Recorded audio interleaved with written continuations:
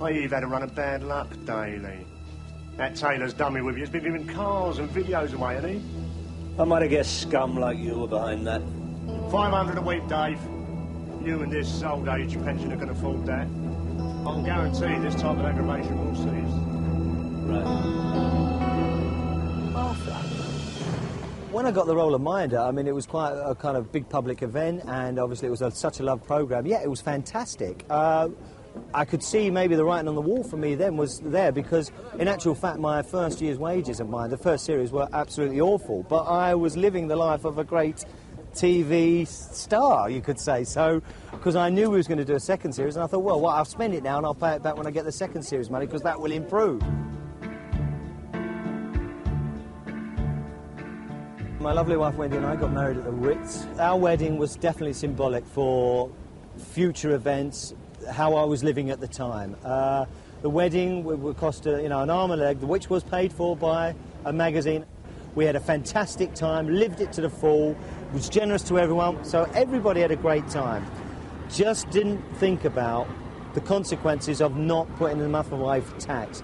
Should have done the whole wedding, should have had such equally as good a time, but done it for half the price. And I think it's symbolic, because that is how I lived my life at that time.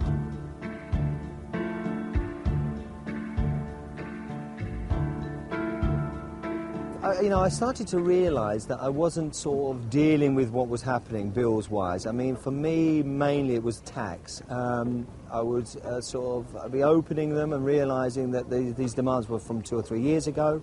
I was sorting that out, but at the back of my mind I always realised that, hold on, what about last year's or just the years before? And then I was even getting into this scenario, which I think a lot of people have spoken to me about, is that if I don't address it, it might just go away. And of course, it doesn't go away.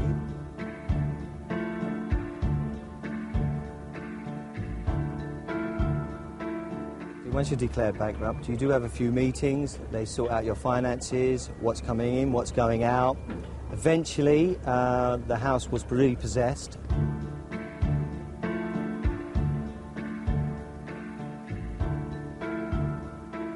I've learnt that one doesn't have to spend extravagantly on clothes, on meals and going out. Last year, we were tightening the belt a little bit, so we went camping down in Devon, and we had one of the best family holiday probably the boys had ever had. So I realised that one doesn't have to keep up with the Joneses. One has to live according to one's means and not beyond.